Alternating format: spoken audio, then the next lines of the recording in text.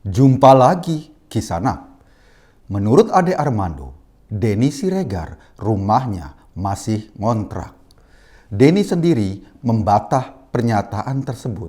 Saat kami wawancarai di rumah kontrakannya, Denny tidak setuju dengan pernyataan Ade Armando. Namun demikian Kisanak, berita ini tidak ada kaitan dengan Denny Siregar. Kisanak yang budiman, pemerintah Indonesia mulai tanggal 3 sampai 20 Juli 2021 mengambil keputusan untuk melaksanakan pemberlakuan pembatasan kegiatan masyarakat atau PPKM. Hal ini dilakukan untuk mencegah meluasnya wabah COVID-19 di Pulau Jawa dan Bali. Dalam kebijakan tersebut, seluruh aktivitas masyarakat akan dibatasi ruang geraknya. Kebijakan ini termasuk juga menutup seluruh rumah ibadah seperti gereja, pura, vihara, masjid, dan musola. Merespon pemberlakuan PPKM ini, Wakil Ketua MUI Anwar Abbas bereaksi cukup keras. Bagi Anwar, penutupan masjid itu akan beresiko bangsa Indonesia dimarahi Tuhan. Dimarahi Tuhan, Kisanak, dimarahi Tuhan. Kisanak yang budiman, kita heran bagaimana Anwar bisa tahu Tuhan akan marah dengan diberlakukannya PPKM di Indonesia. Anwar sendiri tidak menjelaskan juga dari mana ia mendapat bocoran info tersebut.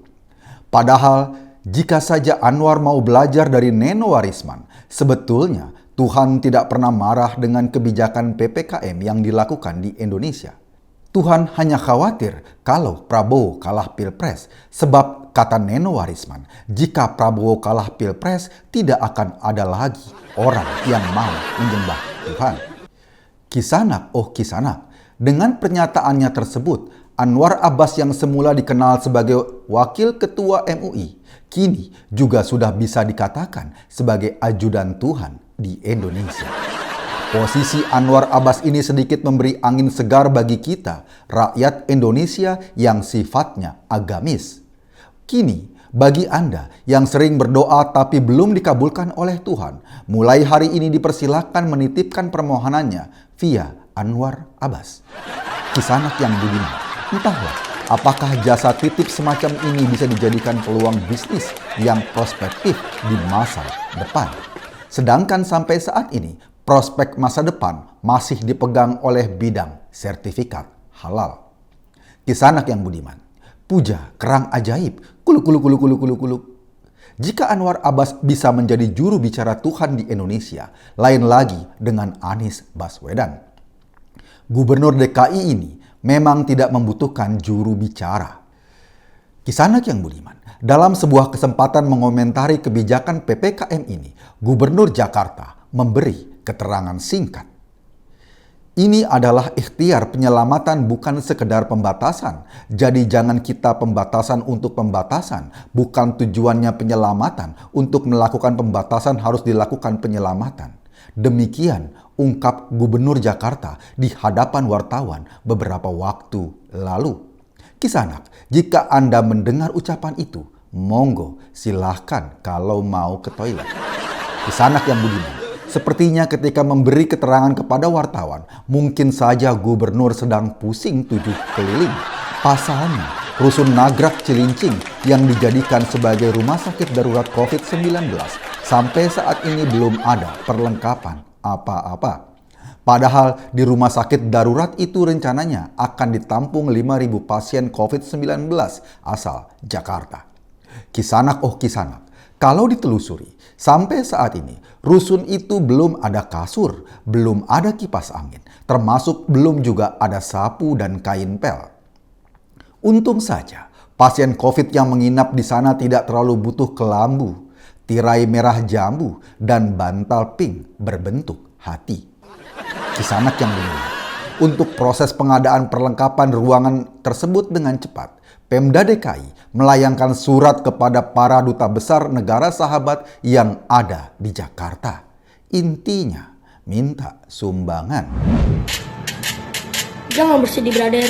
Kita akan menyanyi bersama di lagu ini.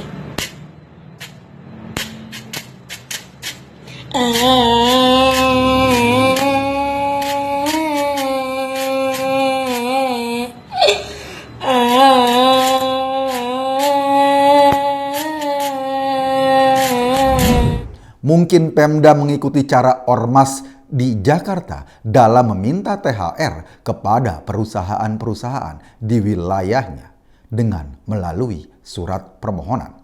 Tampaknya apa yang dilakukan anak buah Anies Baswedan ini memang cerdas dan sedikit malu-maluin. Langkah malu-maluin ini dilakukan Pemda DKI karena anggaran DKI untuk penanganan COVID-19 sudah amat cekak.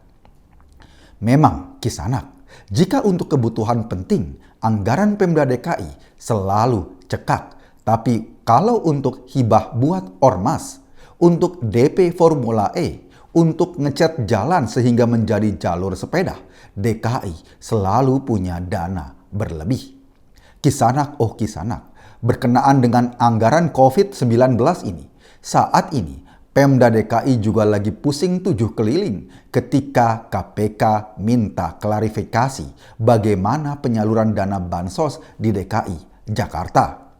Mungkin saja kisanak, KPK minta keterangan bagaimana harga sebuah masker bisa sampai segitu mahalnya atau biaya packaging yang sampai 25.000 per paket. Kisanak, oh kisanak, dengan dimintakan klarifikasi oleh KPK, tampaknya doa yang dulu biasa dipanjatkan kini tak manjur lagi. Dulu orang biasa memanjatkan doa, semoga Anies selalu dalam lindungan novel. If you're doing it, stop it. Get some help. If you're doing it, stop it. Get some help. Kisanak, 2-3 dadu gede, kamu malu-maluin deh. Anda sedang berada di channel paling update seangkasa raya. Lemesin aja, bro. Terima kasih.